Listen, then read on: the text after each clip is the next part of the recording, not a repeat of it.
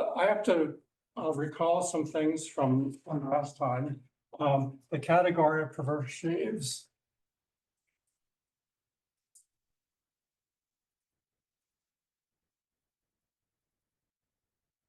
It's abelian, Artinian, Noetherian, and probably Euclidean, Archimedean, Jacobian, and Utopian. But what it means is that any so let's go P. Oh, by the way, so these sheaves are cohomologically constructible, meaning that the cohomology sheaves are locally constant on strata. Now, it could be on a fixed stratification or on some stratification. I like to fix the stratification, but when you read in the literature, they usually mean algebraically constructible, meaning constructible with respect to some stratification. And it doesn't matter because once you make the definition for a given stratification, then it still works. Same thing works when you refine the stratification. So these definitions are independent of stratification. But it's easier to think about the fixed stratification. So if you have an object in an Artinian, Noetherian, abelian category, then there's filtration.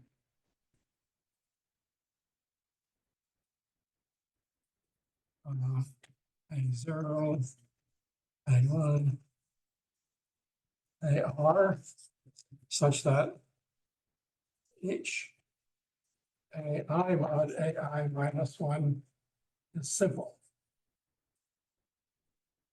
So recall that an irreducible object means not a non-trivial direct sum of smaller objects, and simple means no non-trivial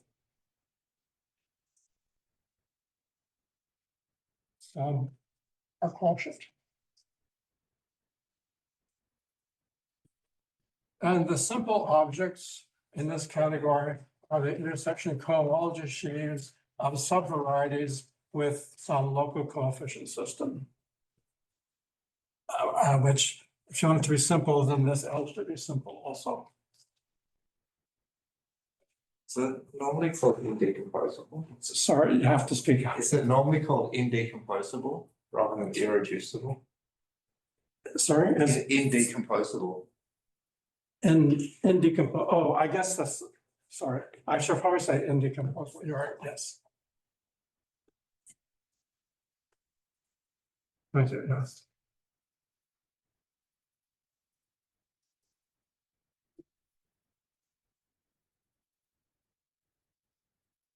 And so in the derived category,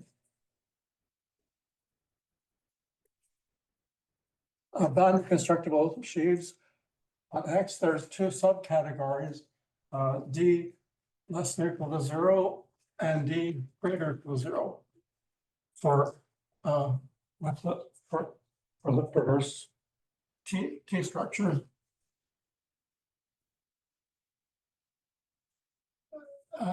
So this one is the subcategory of objects that satisfy the support condition. And this one is the subcategory which satisfies the co-support condition, or if you like, the condition on compact supports.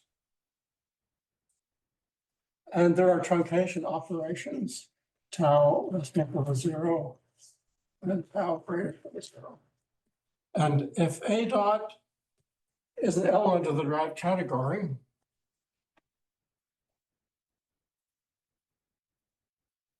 then the perverse cohomology of A dot is defined to be tau less than or equal to 0, tau greater than or equal to 0, A dot.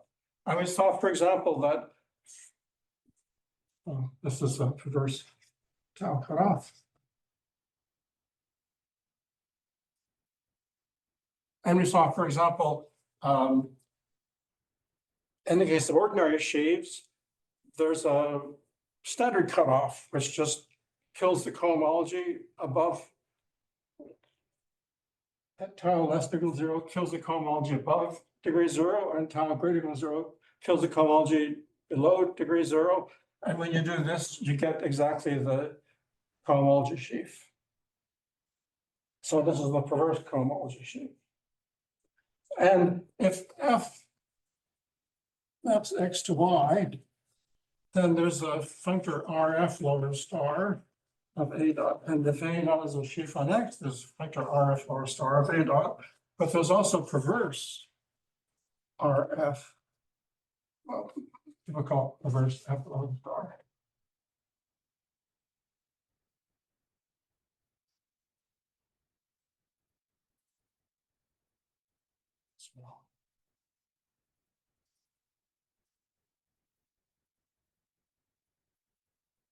And that's defined to be the perverse H0 of RF lower star. A dot. So there's a notion of perverse push forward.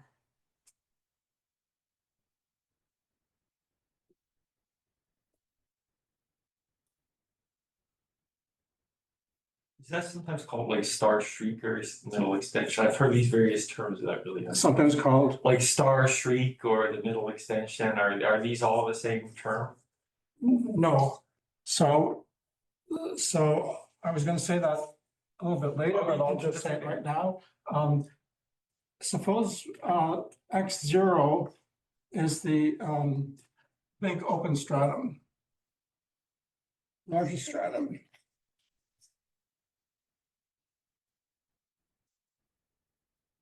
And let J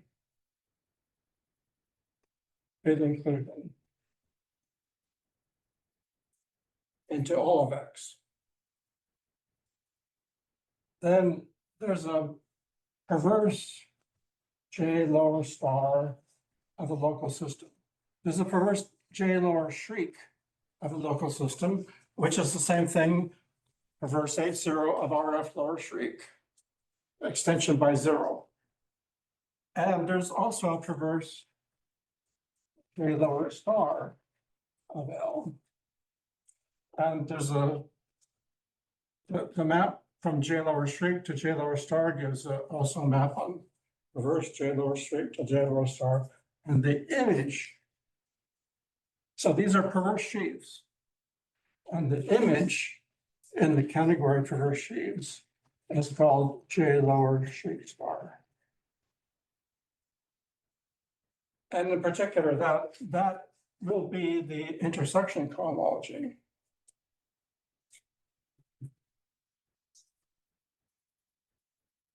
I see of L as the middle. But so you sometimes see this in vectors on perverse sheaves.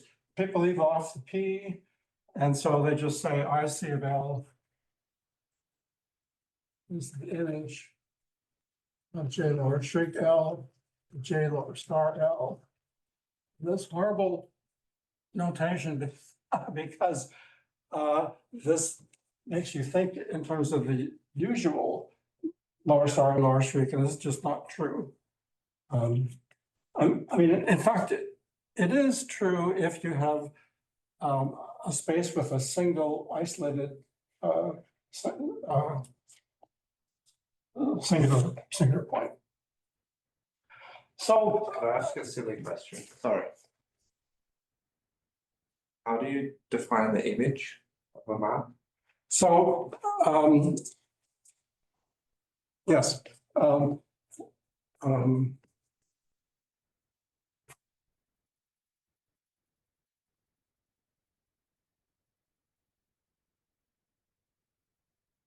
perverse sheaves are an abelian category, I guess. So don't you have images in an abelian category? Right. So it's the image in this abelian I was category. wondering. You want to have more content filled. Yeah.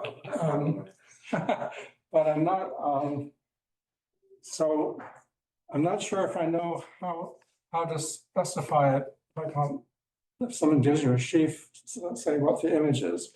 The images and kernels are constructed in BBDG, but that's quite a mess. So all I can say is that it's the image in this will be the A category. But in fact, you can see it's complicated. It has to be defined stratum by stratum because the intersection cohomology is defined by this iterated Paschen and truncate system. Okay.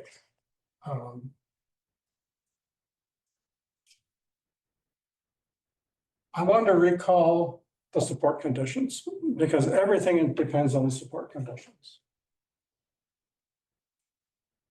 When you see articles about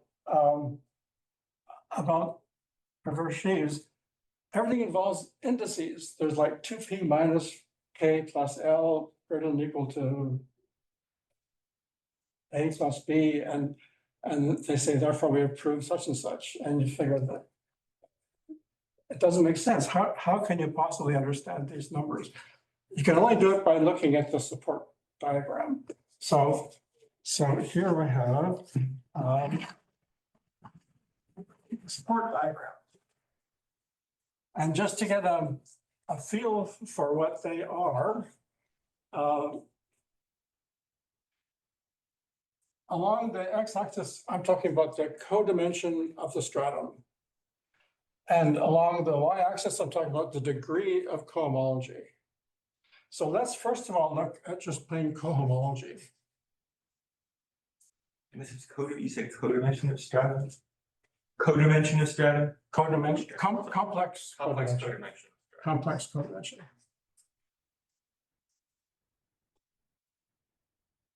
And other is the constant sheaf. So where does the stock cohomology of the constant sheaf live? It lives in degree 0.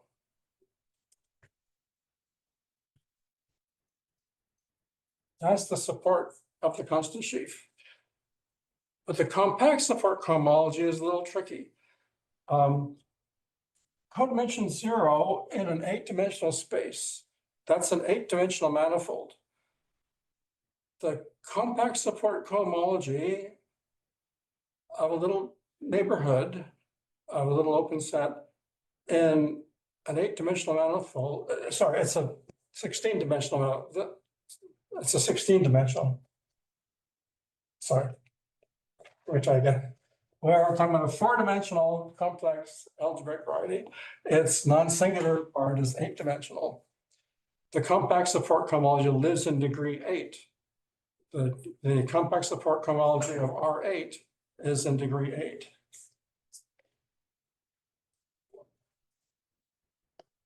And so now, if you think about it,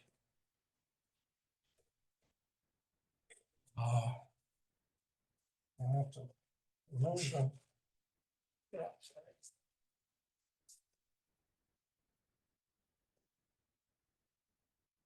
You get a diagram that looks like this. The compact support cohomology. By the way, let me recall.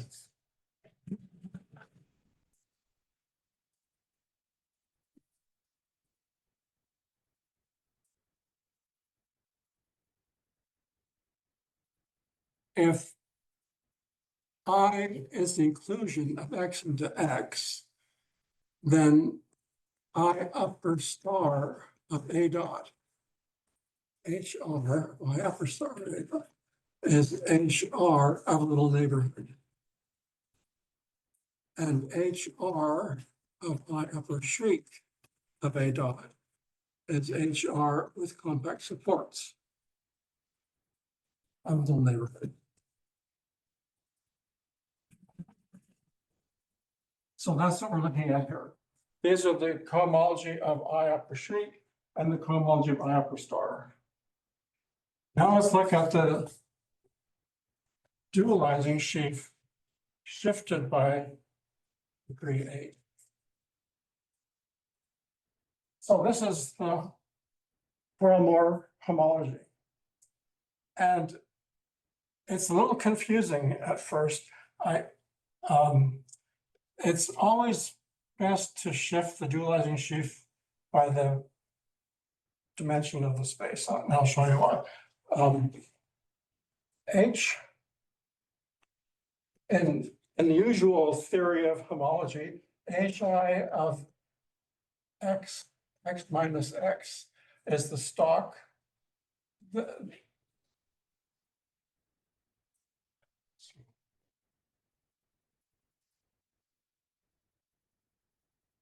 H minus I, stock homology,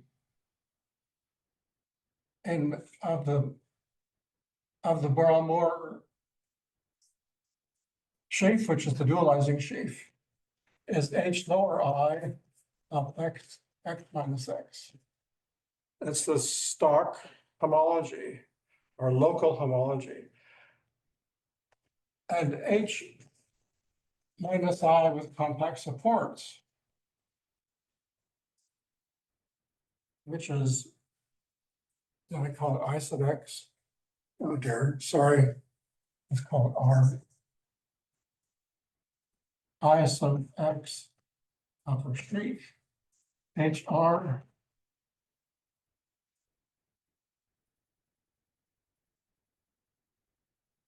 H minus R. I sub x sheaf is the homology of a little neighborhood of x, because homology always has compact support. So what we get if I use those, because these are negative dimensions, we'll have something like this: dimension 0, -1, -2, -3, -4, -6, -8. The negative dimensions, what we get is compact support homology is the homology of a little neighborhood. But those neighborhoods are contractible. So that homology lives only in degree 0. So we get compact support only in degree 0. And the stock homology is a local homology of the space that lives in all these other degrees.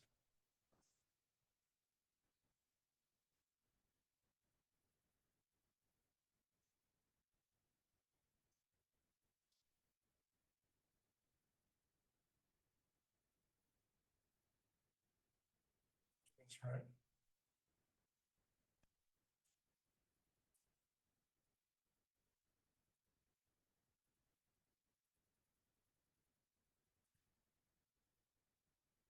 So this is what the dualizing sheaf looks like if you don't shift.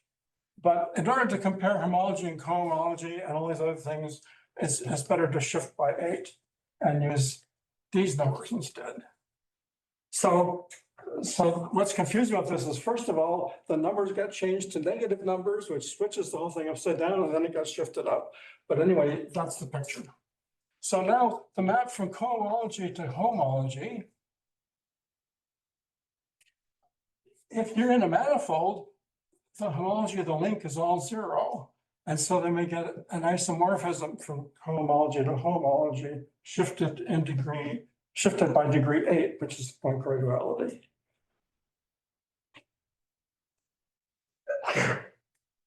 And now for interstitial homology. The support conditions look like this.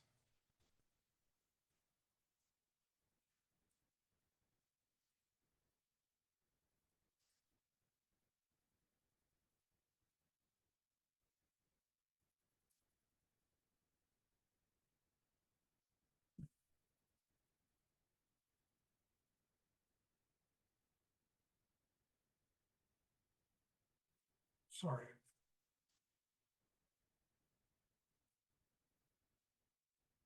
I did this wrong.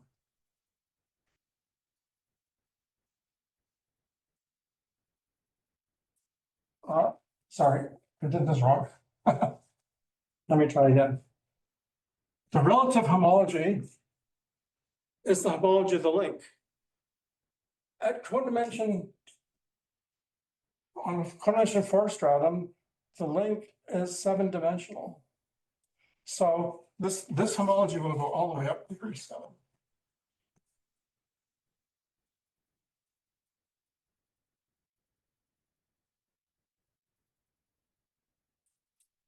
I'm not doing this right. 7, 6, 5, 4, 3.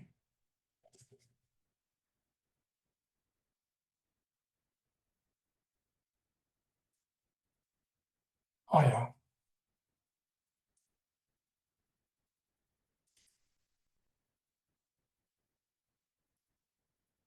I'm getting confused because these numbers are complex dimensions. So they go by twos. All right, so let me try again.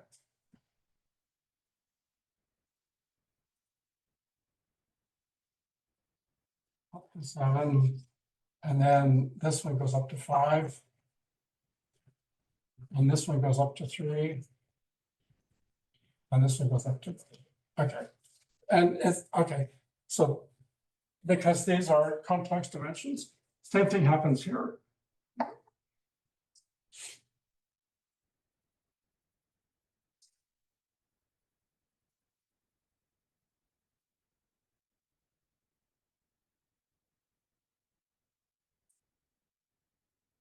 Right, okay. So this is homology and this is cohomology. An intersection cohomology looks like this.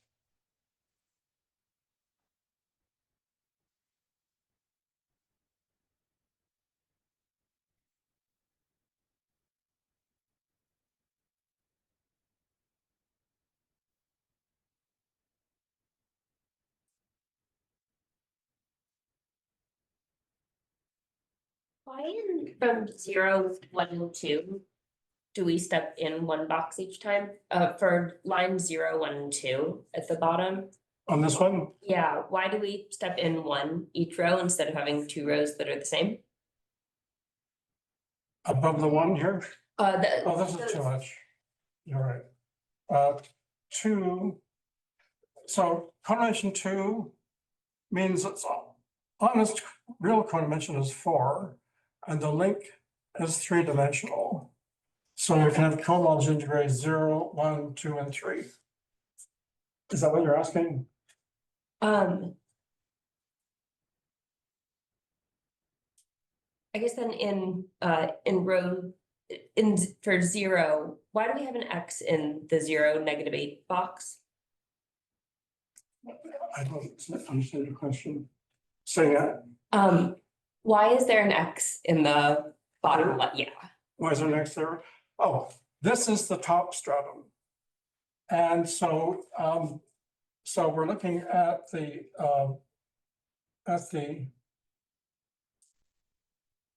relative homology of a point in an 8-dimensional space. And so HI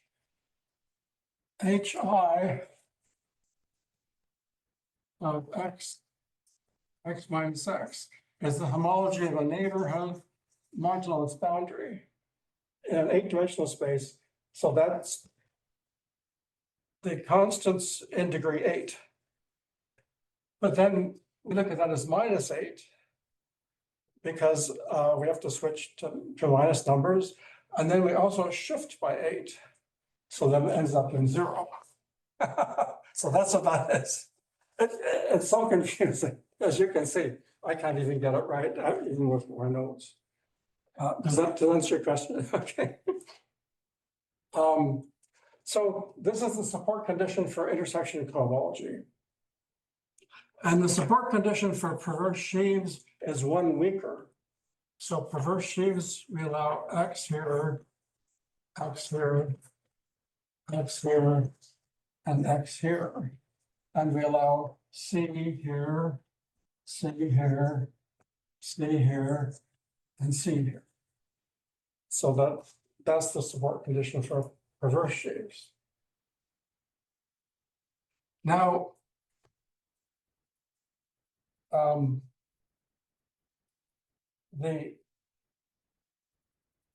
the perverse I lower, is there still here? Okay, perverse. So now we have the inclusion of x0 into x. Did I call that?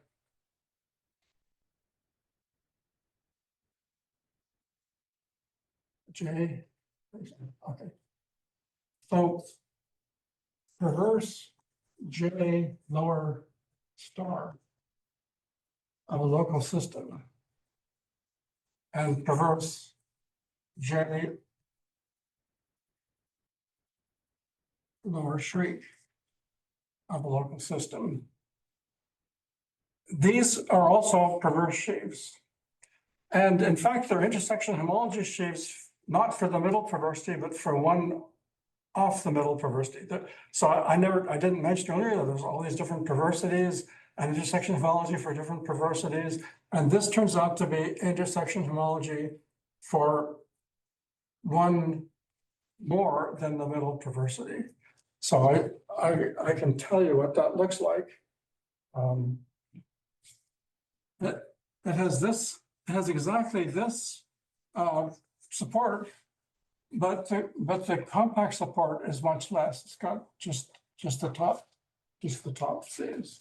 So that's the I lower star, and the I lower shriek has got nothing down here, and just the first few of these, and up top, it's got everything. So perverse I lower shriek is IC with what we call the sublogarithmic perversity. And perverse I lower star is IC with what we call the logarithmic perversity. And then the actual middle intersection homology is the image of one and the other. So you can see both of these on this diagram. Okay.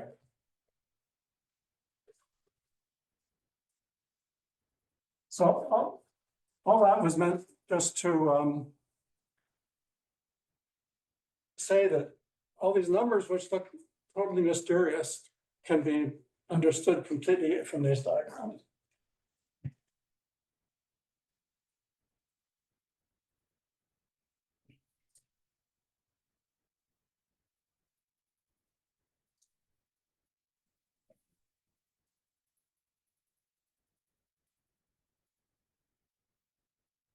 No, it's funny because I've seen some papers where like people like Lustig and stuff, and they get all these I mean, I haven't really read them too much, but they draw all these conclusions just by looking at the dimensions of certain Yeah, exactly. fibers in that Right. strata. That's right.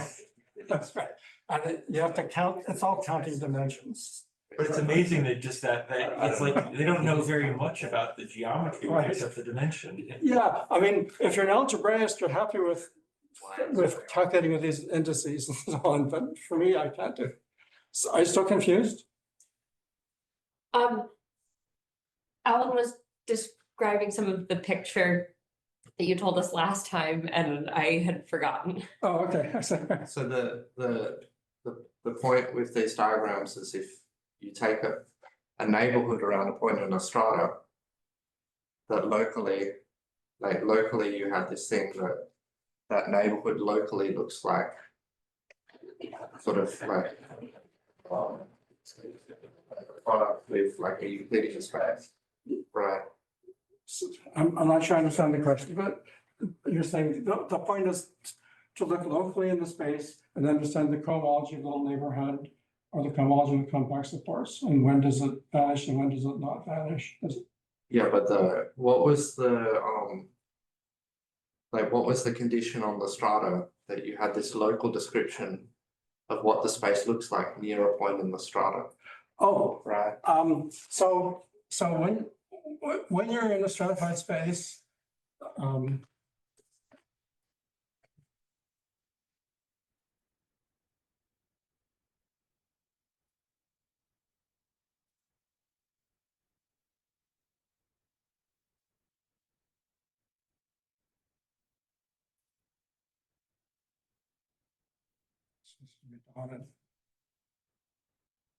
When you're in a stratum of a stratified space, then every point has a neighborhood which has a standard structure.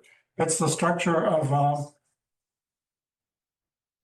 a disk of the dimension of that stratum. Crossed with the cone on the length, which is the boundary of the ball that goes around that stratum. And there's a neighborhood basis of such. So the stock cohomology will always be the limit as these of the cohomology of these guys as they get smaller and smaller, but they're all homeomorphic. So that limit stabilizes. And so the stock cohomology at every point is the cohomology of any one of these open sets. Was that your question? What kind of open set? Yep, that's right. So this just is going to shift dimension, and this is going to tell you where the non-vanishing homology is.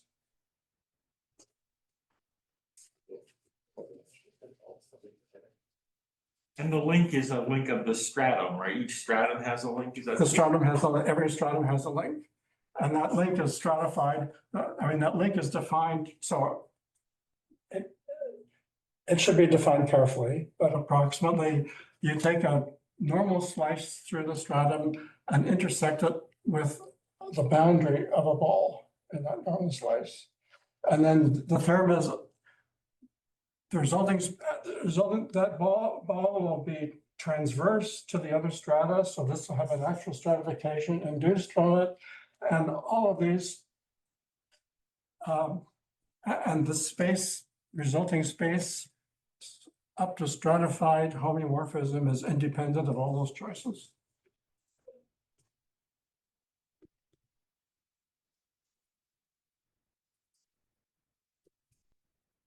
So those are called the basic neighborhoods. Does that answer the question?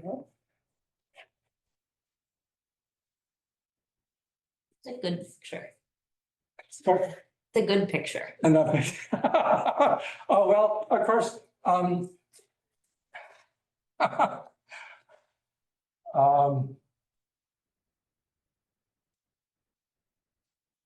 in higher dimensions, they're much more complicated. Right?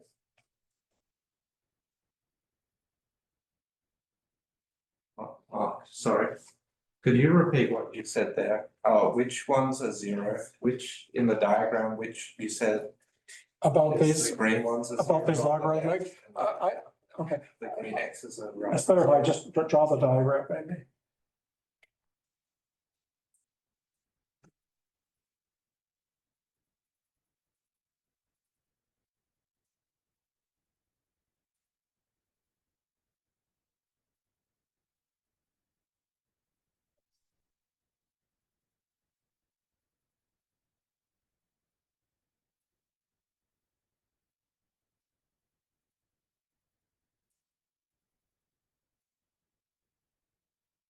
Okay, so first let me write down middle intersection homology.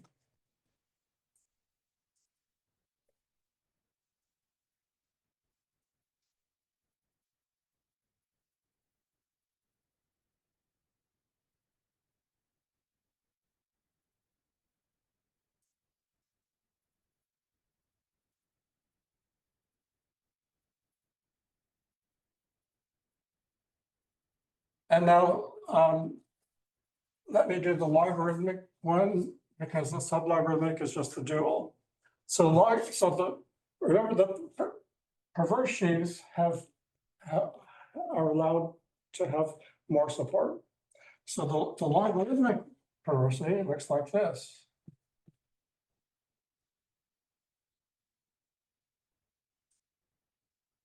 So this much is still perverse, but the C part is smaller. The C part now gets a 0 here, and a 0 here, and a 0 here. So the C part looks like that. So that's what you get. So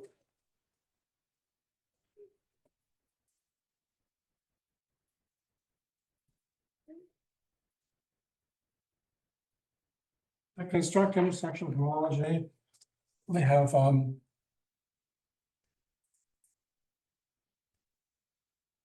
so X is complex four-dimensional. Let U zero be the non-singular part.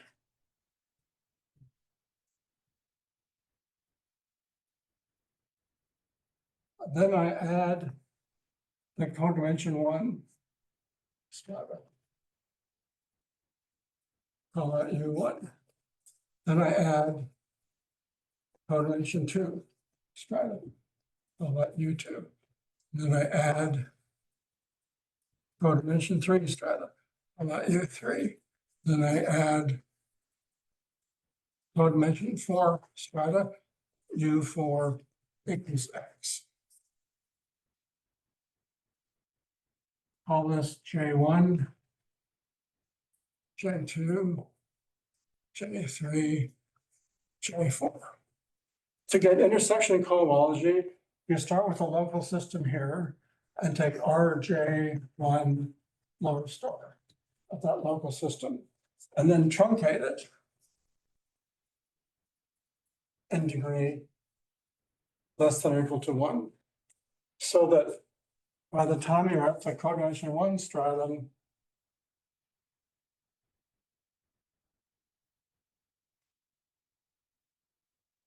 add codimension less than 1. By the time you're at the codimension 1 stratum, you only have cohomology in degree 0. And then take RJ2 lower star of that and truncate it in degree less than 2. So that by the time at codimension 2, you only have cohomology in degree 0 and 1. And then take RJ3 lower star of that, truncate in degree less than 3, and RJ4 lower star of that, and truncate in degree less than 4. So by the time you're finished, there's cohomology only in degrees less than 4. So this process, by construction, gives you something that satisfies the intersection cohomology support condition.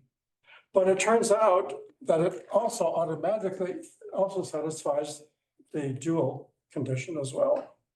And that's what's not so obvious. It takes some work, but it has to do with the fact that you're taking, well, anyway, I won't go into it, but it turns out that the co-support conditions happen automatically. Now, this is for middle intersection cohomology. For the logarithmic intersection cohomology, we allow cohomology in degree 1 more. So for the logarithmic one, we'll use truncation less than equal to 1 here, truncation less than equal to 2 here, truncation less than equal to 3 here, truncation less than equal to 4 there. And that puts all the X's there, but it turns out it also reduces the compact support cohomology automatically. So you get C's up here instead. And that's the perverse I lower shriek. So this one is perverse I, perverse J lower shriek. Well, and the dual line is perverse I lower star, and then the intersection cohomology is the image of one and the other. Well, that was supposed to take 5 minutes. But anyway, but I just wanted to remark, in the seminar we were at, and somebody asked, well, what are some other perverse sheaves? And here they are.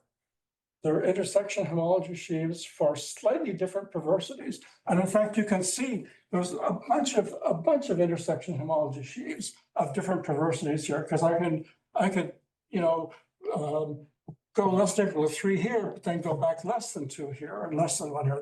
There's a bunch of intersection homology sheaves between these as well, and they're all perverse. So these all give indecomposable perverse sheaves. But it's not obvious that your construction there is the same as the construction you told us before for taking J law shriek and then taking this perversity. It's not obvious, that's right. Yeah, Okay, but it's true. yeah, Okay. that's correct. Thanks so much. Okay, so now I'm going to move on to the decomposition theorem.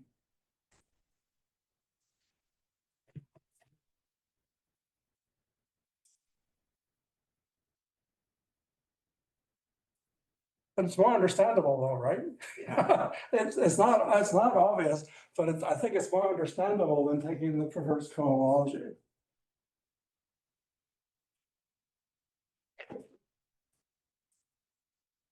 So let me recall Deline's first paper. Or one of Deline's first paper. Suppose you have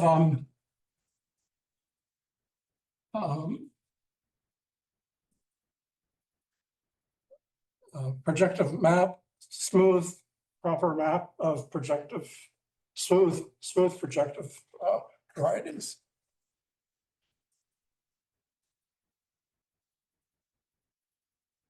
Proper vibration. Then the ray spectral sequence says HR of X. This is a spectral sequence where E2 has HA of Y with coefficients in HB of the fiber, converging to HA plus B of X. And Deline's theorem is that this degenerates, and so HA plus B of X is so HR of X is the direct sum A plus B equal bar of HA of Y coefficients at HB of the fiber. So this I write HB of the fiber, but it's not a constant. It's the local system whose fiber at each point, whose stock at each point is the cohomology of the fiber. It's really R B I lower star of the constant sheaf phi X. That's what that means. It's the cohomology of the fiber. And in fact, this decomposition lives even on the sheaf level. R pi lower star Q X is isomorphic or equal in the derived category to the direct sum over all I of HI of R Y lower star QX shifted by degree minus I. So this says I push forward the constant sheaf. I got a complex of sheaves. I take its cohomology sheaves and add them all together in the degree in which they occur. And this is a decomposition on the sheaf level.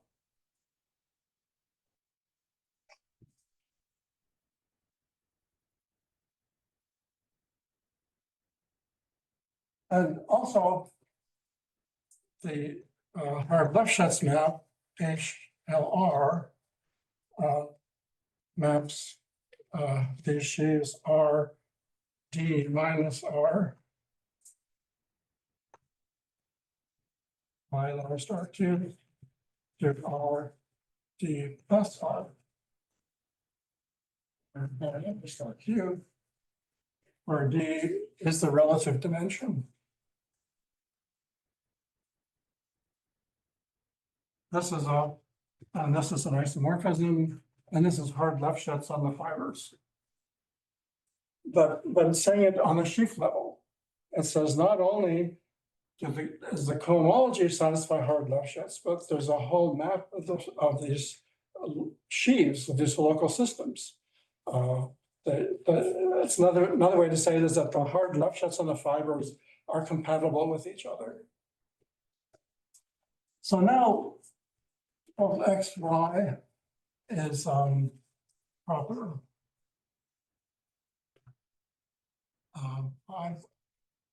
And then the decomposition term says, let's say X is smooth. And I take the constant sheaf QX on X and I look at R pi or stuff.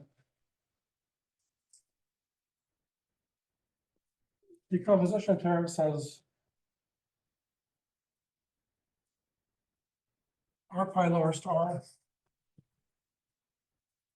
QX is isomorphic to the direct sum over all I of the perverse cohomology sheaves of R pi lower star QX shifted by a degree minus I.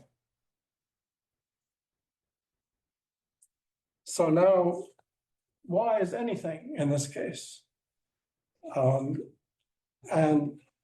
it looks like the previous theorem, except that it's now perverse cohomology. Secondly, each, and so these are perverse sheaves, remember, on Y. Each D H I R I lower star QX is semi-simple. So that means not just there's a filtration such that the successive quotients are simple, but it's actually a direct sum decomposition into simple objects. And so the pieces are intersection cohomology sheaves. And third, LR multiplication by a hyperplane maps the perverse cohomology of 3 minus. So now I'm using Deline's numbering, which puts 0 in the middle, minus I of R pi lower star to X, isomorphic to perverse A pi R pi lower star to X. Relative hard left sheds.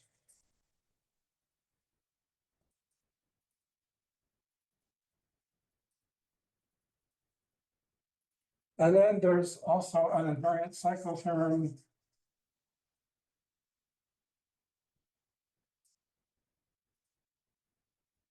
and Hodge theory.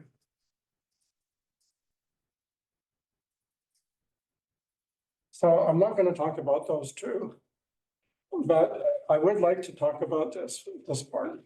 And so for this part, the best thing to do is to give an example.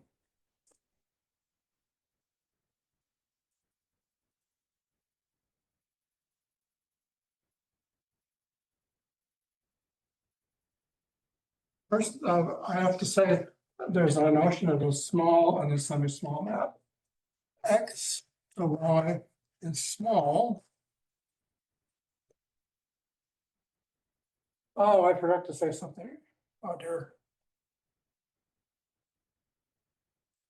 Sorry, I forgot to say something important. I defined IC of L equals truncation, RI lower star, truncation, RI lower star, and so on. The theorem, which we proved in intersection homology 2, is that this association L goes to IC of L. Determines an equivalence of categories. From the category of local systems on U0. So that's representations of pi1 of U0. 2 is the full subcategory of dbcx, whose object satisfy the support and co-support condition of IC. So, in other words, the construction of intersection cohomology is functorial. I had a question for 3. There is the lashes to the R. So sorry, I can't hear you. So for the number 3 in the statement, there is the L to Number the R. 3? Number 3, yes. So there is a L to the R. Thank you. Yeah, there should be. Thank you. I minus R goes to I plus R. Yeah, thank you. Right. Thank you.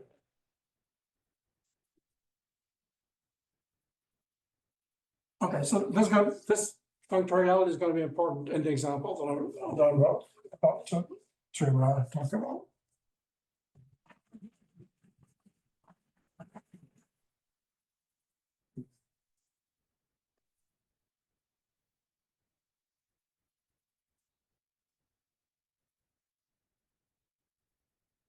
Okay, if I erase all this. Anyways, I guess it's on. There you go.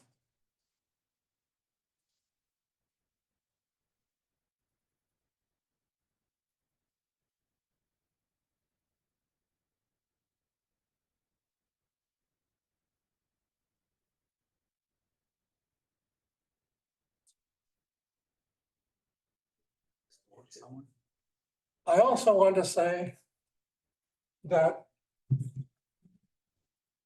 map from X to Y is small if the dimension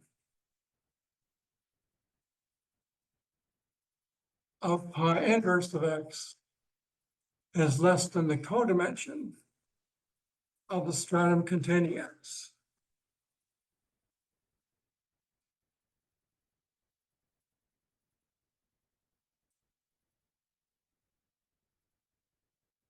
And is semi-small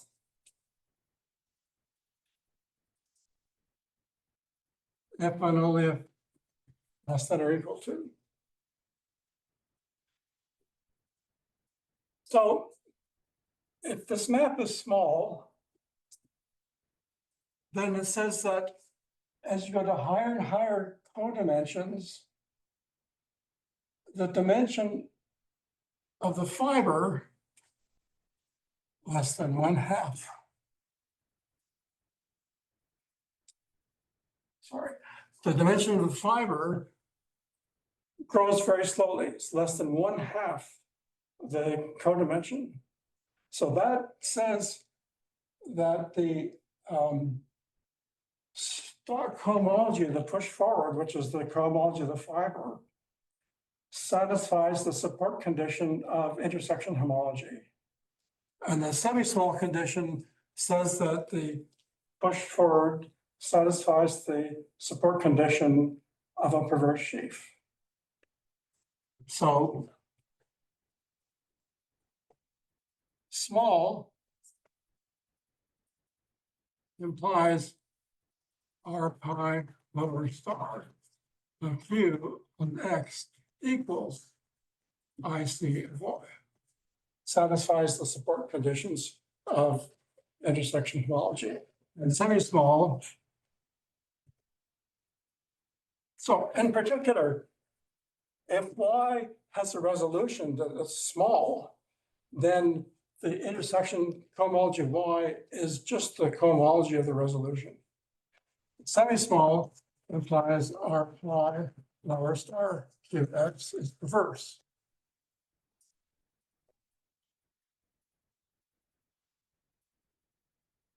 So in that case,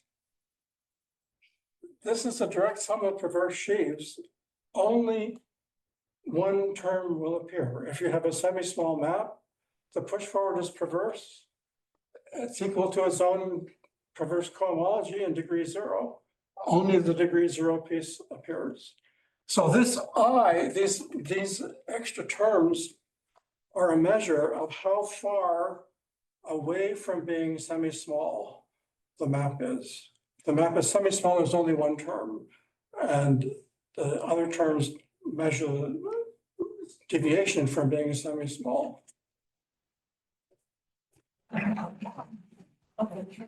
So the example I'm going to talk about is a Borho-McPherson.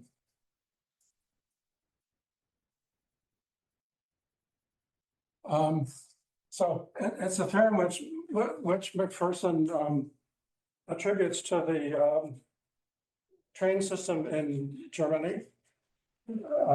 He and Borho had gone to the Arbeitstagen. And after the Arbeitstagen, they started talking and they were both going to Paris.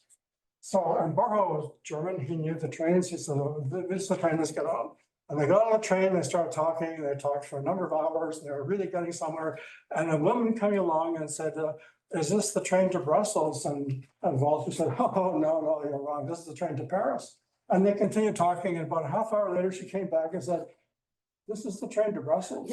And so and they jumped out of the train and they had to find another train and they went back to Paris. It took them all day to get to Paris. And by the time they got to Paris, they proved this theorem. So, so I have to find a few words. This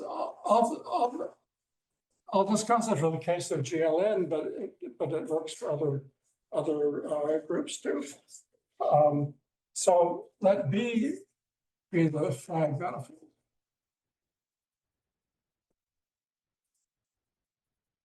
There's manifold complete flags. Okay. So G acts on B.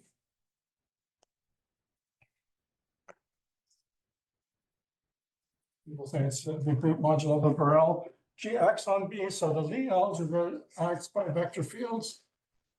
Lie algebra gives vector fields on the flag manifold. And so if X is in the Lie algebra, we can look at the zero set of that vector field. In other words, the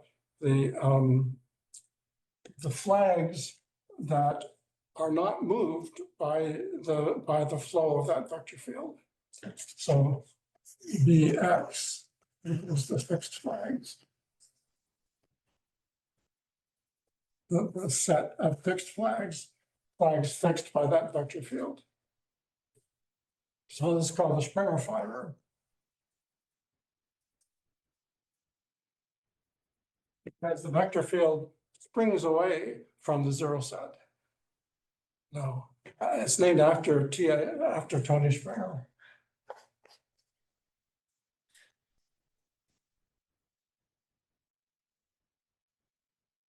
And Springer constructed an action of a symmetric group on the cohomology of the Springer fibers when X is nilpotent.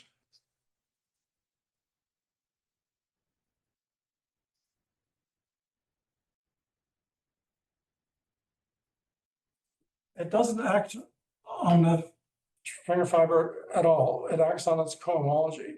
And he did this by reducing to characteristic P and some very complicated construction. But this is called the Springer representation of the symmetric group or the Val group on the cohomology of the Springer fiber. So are there examples we should keep in mind? Like if X is 0, so if X is 0, then the vector field is 0 and everything is fixed. And so Bx is the whole flag manifold. And so in the case of the flag manifold, it's known that its cohomology is isomorphic to the regular representation of Sn. And if X is regular semi-simple, this is a very basic example. If X is regular semi-simple, it means it can be diagonalized and it has disjoint eigenspaces. And so I can construct a flag by just taking the first eigenspace and then the second. The next two eigenspaces.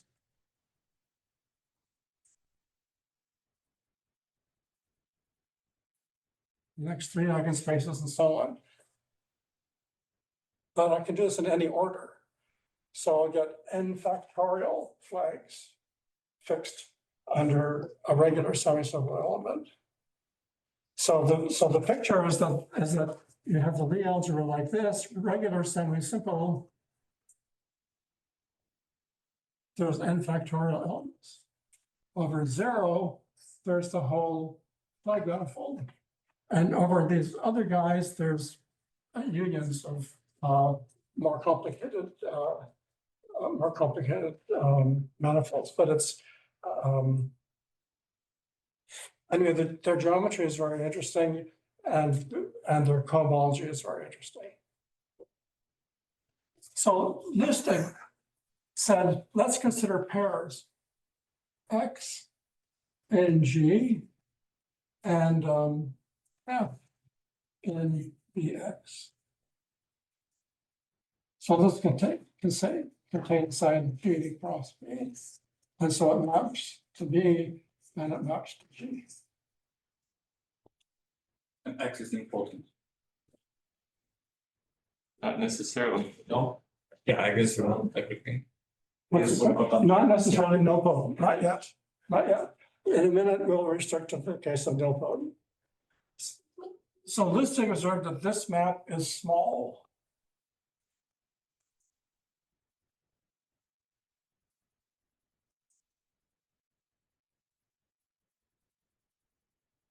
And so that means that the push forward of the constant sheaf here is the intersection cohomology sheaf of G with coefficient.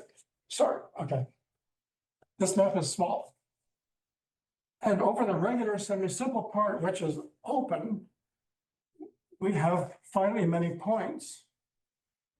So over the regular semi-simple part, when we push forward the constant sheaf, we just get a local system with rank n factorial on which the symmetric group acts. So over G, regular semi-simple, we have a local system equals C of this. And the symmetric group acts on that. So by this functoriality that I mentioned, it also acts on the whole intersection cohomology. So Sn acts on line C of G L, but which is R pi lower star of Q on this thing, we'll call it G tilde.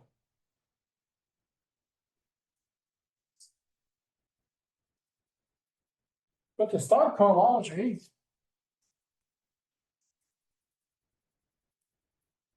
at any x is the cohomology of the fiber dx. Because it's R pi lower star. So this gives an action of the symmetric group on the cohomology of H fiber. So this is a new construction of Springer's action.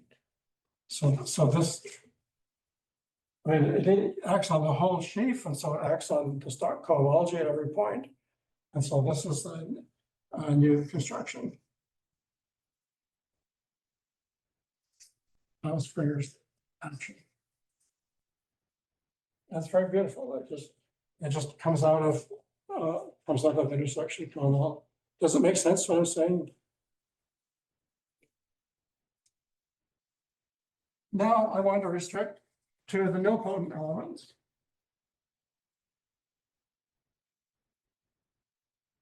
So, and here we have the local elements.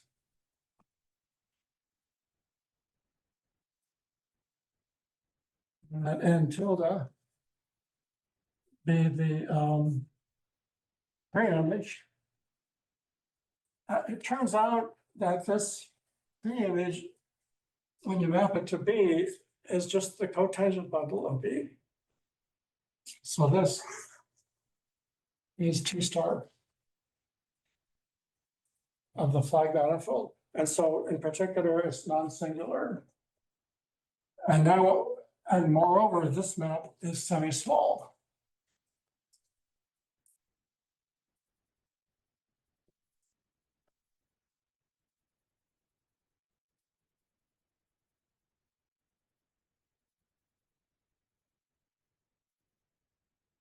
So we want to apply the decomposition theorem.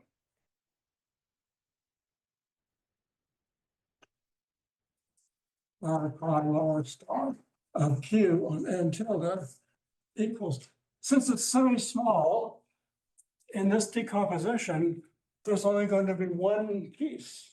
There's no shifts because the push forward is perverse.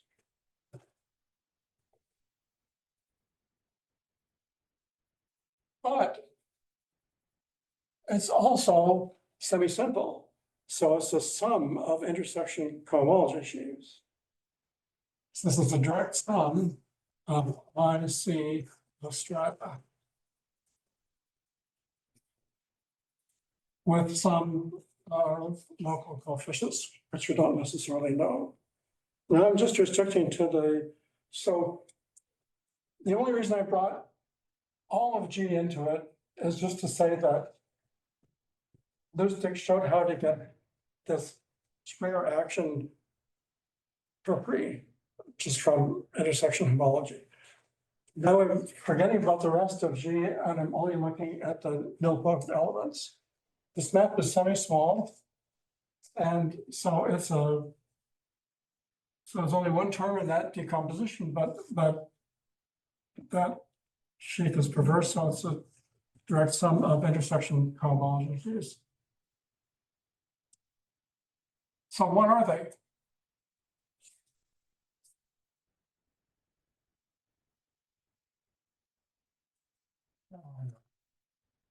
Now we have to go to the support diagram.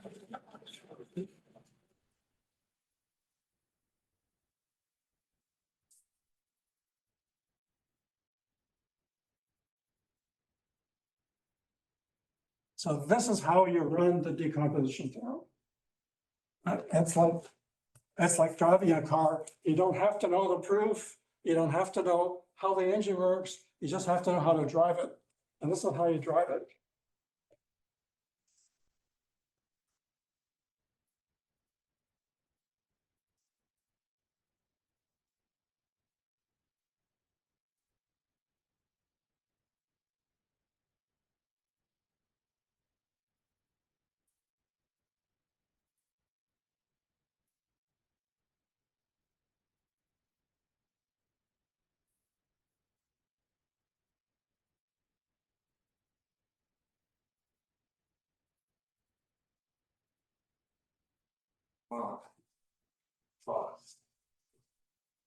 When you're talking about this or saying it's small or semi-small, you're implicitly saying you're saying you fix some stratification. So, yes, it's a little tricky to say what the stratification of G is. For the nilpotents, it's easy to say. Nilpotent, you have Jordan blocks. And so that gives you a partition, and the different partitions correspond to the different strata. In G, it's a little harder to say. However, you can also say what small is without ever talking about a stratification. You just say the dimension of the space on which the dimension of the fiber is such and such has dimension less neutral to such and such. So you just calculate dimensions of fibers and see how they look. And then you know there's a stratification.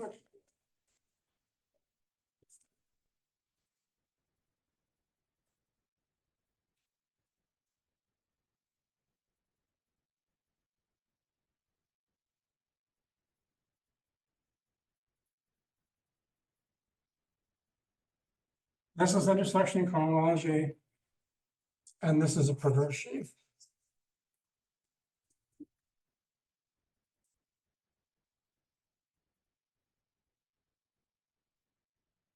We say stratum S in N is relevant if dimension of S equals 1/2 the dimension of the fiber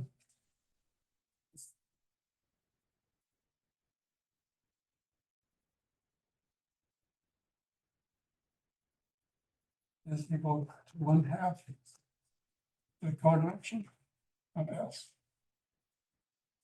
Semi-small is when this is less than or equal, and small is when these numbers are less than these numbers. So the relevant strata are the ones where semi-smallness fails. The smallness fails. Where smallness fails, I think. So now, over the zero codimension stratum,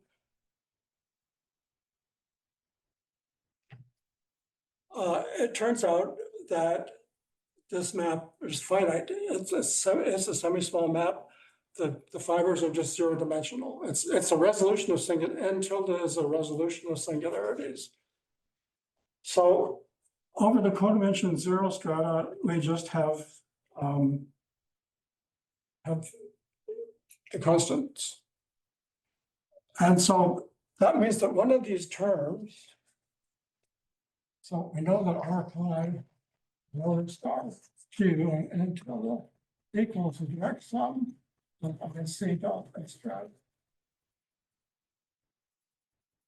One term is going to be this top stratum. So we first of all got IC of the top stratum, which is it's a resolution of singularities, so it's just Q. But that IC then, the IC sheaf lives on the whole space. So that's going to give us cohomology in all of these spots where the X is. We have from knowing what happens on the non-singular part, we have an intersection cohomology sheaf. It has all this cohomology. Now we move to the codimension 1 strata. Now, if the fiber over that codimension 1 stratum is only zero dimensional, then we won't get any cohomology in this spot. And so it will be a fact that, so how to say this?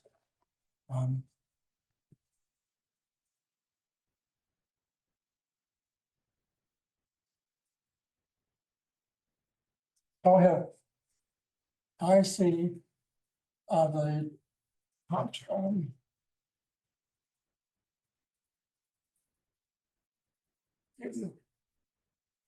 Closure. Maps to R pi, lower star. Q on N tilde.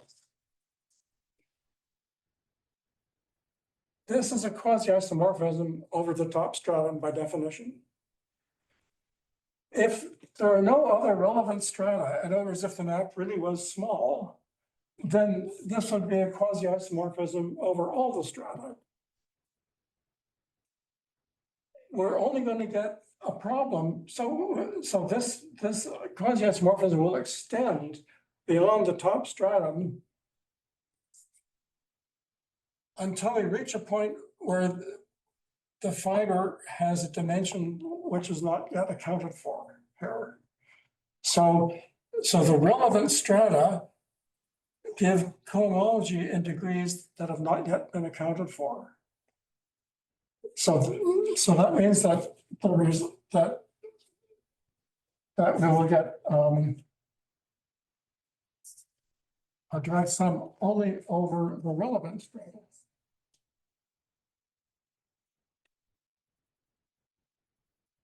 So once again, once we start with the first one, we get cohomology like this. Now we look at the second point. If the fiber has dimension one over this codimension one stratum, then we'll get a contribution, a new contribution. And that new contribution then will give intersection cohomology of that stratum closure, which will live in its own intersection cohomology picture. But that its intersection cohomology picture lives inside the existing one. So we still won't account for any cohomology in these other strata. Right, so if I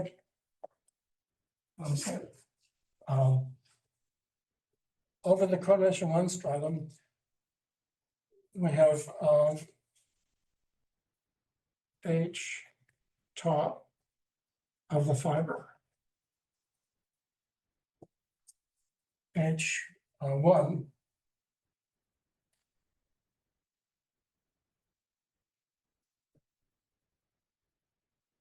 Yeah.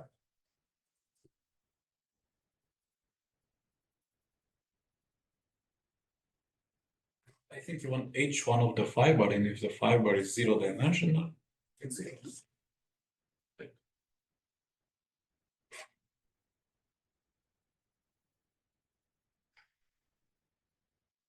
I thought what you were trying to get at was if it was an IC, you would never get the other red boxes above that, because the IC would sort of stay too low still, so you'd need to go on with the next strata, I thought was what you were. Yeah, and it's semi, I guess it was semi-small. I guess I have to, let's do this one.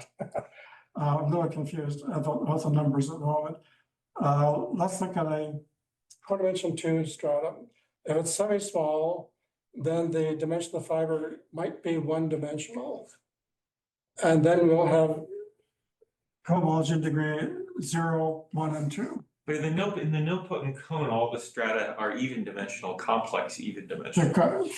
They're all the strata in the nilpotent cone are have even complex dimensions. Because all the nilpotent orbits are even dimensional. Because they're complex symplectic varieties. So all the strata have even complex dimension actually. Oh dear. I mean, I think that's good in that way, because I'm pretty sure that then the dimensions of the fibers are always somehow all the codimensions are even. Yes. All the fibers, I think all those are actually R equality, so maybe all the strata are relevant. Okay, great. Okay. I think, don't. Okay, so I think, all right. So, I'm sure that all the strata are even. No, that's true for us, Alan. It's true for all, it's true That's for true any. for us, Alan. So the upshot is that all the strata are relevant. But what I'm trying to say is that when you add a new contribution from a relevant stratum, that will be the intersection cohomology of that stratum with coefficients in the top cohomology of the fiber. And it's that top cohomology which gives the local system on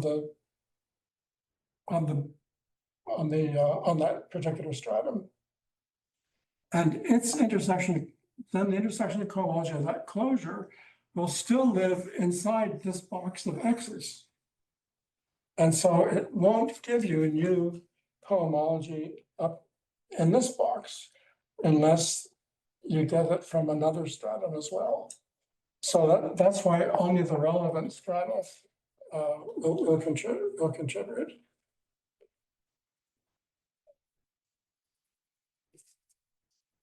So I guess I'm trying to say is to run the decomposition theorem, you start at the biggest stratum. You get intersection cohomology from that stratum. You write down what it is. Then you look at the next stratum down and look at the stock cohomology. Have you accounted for all the stock cohomology? If yes, you do nothing. If no, you have to add a new term.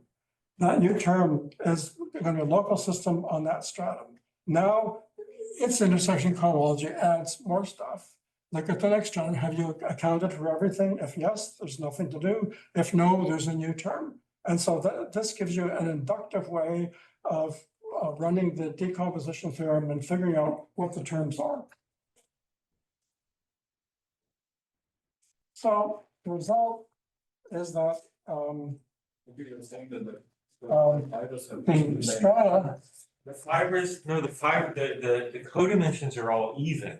So you can get equality, because the dimensions are all even, therefore the co-dimensions are all even. So that's why you can get equality there, otherwise you would have to have some Right. strata that wouldn't be I see, relevant. yeah, you're right, yeah, I see. That's why I was getting confused about this. I have to look at the 2 and the 4 and not, and skip, right, you're right, okay, I think. Yeah, the strata are all even, that's why I'm getting confused about this. Both dimensions are even, you can divide by 2. And those So, dimensions. The strata correspond to, young frames. Or if you like, a partition.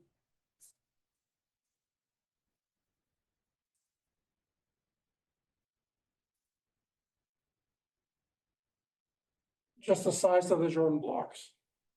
But the representations of SN also correspond to young frames.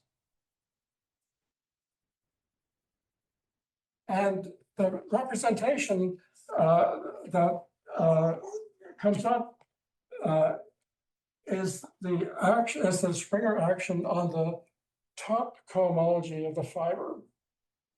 And so so what you get is that now, unfortunately, this correspondence is not, I'm not sure, you might have to turn the young frame upside down, and there's an inverse here. I'm not sure it's exactly the obvious correspondence, but anyway, R pi lower star of Q on N2 equals the direct sum over frames of IC of S frames F. IC of the stratum corresponding to the frame with coefficients in the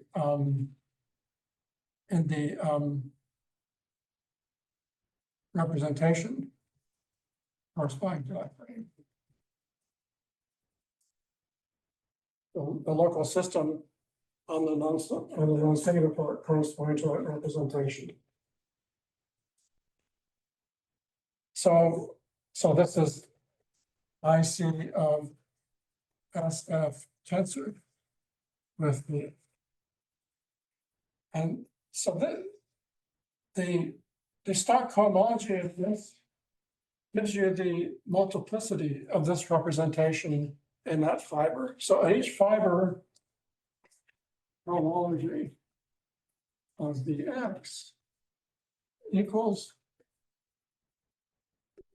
the stock cohomology at X of IC of S tensor with phi of F.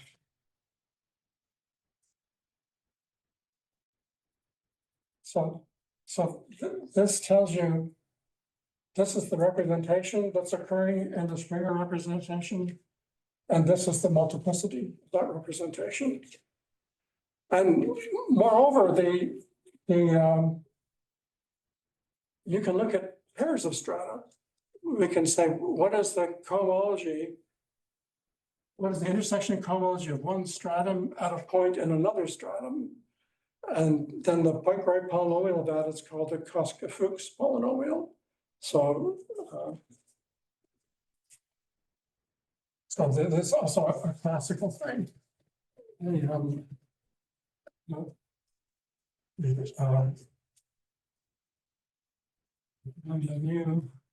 equals the sum Ri of rank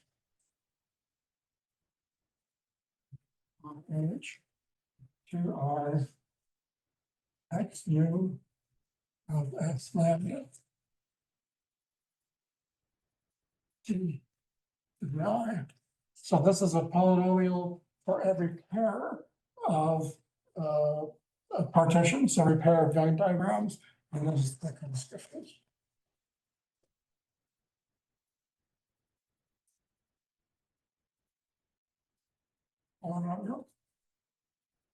So, and there's the whole theory of Springer representations plus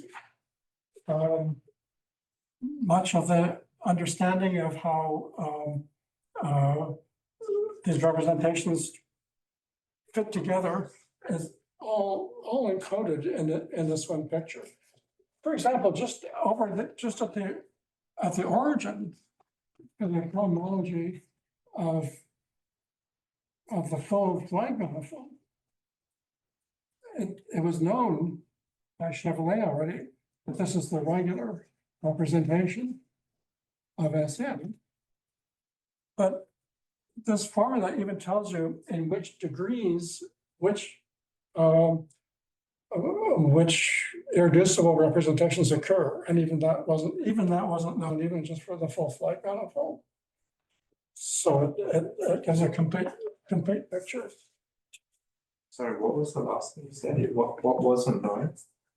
It wasn't known in which degrees, which multiplicities, and The whole thing was The known, whole- not graded. the whole thing, right? It was known that as a module, the whole thing was a regular representation, but in which degrees, which irreducibles occur wasn't known. And this gives it because these are the irreducible representations. But can you see this result from this theorem here? Is it obvious? No. That- Oh, I mean, from this, From that last slide, can we? yeah, because it says it's. That's the hard question if it's obvious. There's a story, someone asked Weeder if a question was obvious. He went outside and walked up and down the halls for 5 minutes again. I said, yes, it's obvious.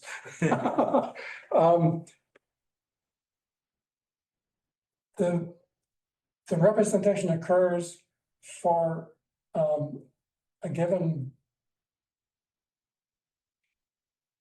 irreducible occurs only in the top cohomology of the Springer fiber. So, and that top cohomology has to do with so then you need to know what is the dimension of the Springer fiber. So knowing the dimension of the Springer fiber and knowing the Young diagram that corresponds to that stratum tells you where that irreducible shows up.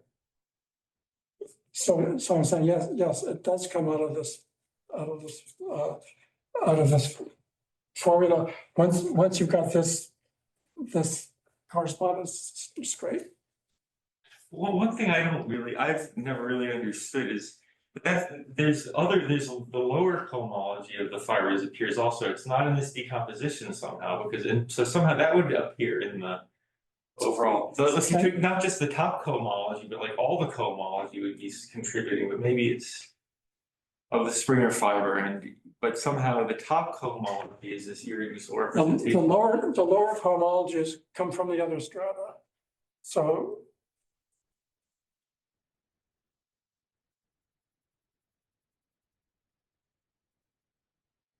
yeah, see already from the non-singular part, the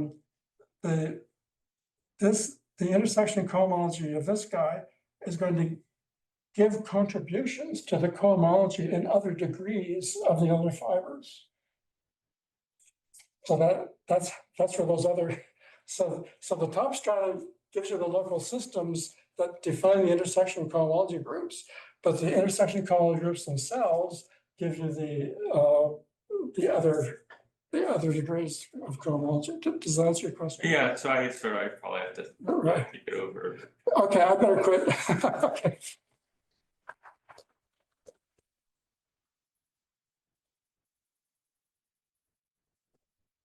One thing that I remember, and I actually have never really Sorry. thought about. One thing I remember is that, in fact, the nilpotent cone, I think they prove in this paper, is actually rationally smooth, and that IC of the total top stratum is just the constant sheaf, I guess. Yeah, that's right. That's not obvious. And Oh. and the other groups, it's not even true. No, I thought that was true. Oh, it's not true in other groups. I thought it There was- are non-trivial, I mean, I understand, I don't know, but I understand that there are non-trivial local systems for for the syntactic group. on the orbits, but I mean, I think the nilpotent cone itself is rationally smooth. I thought they proved, I may be wrong, I've sort of have some memory of them. Because of the dimension, somehow it's something just like the dimensions of these fibers almost force it to be. Yeah. I mean, that's very confusing because you read the papers, they just count numbers.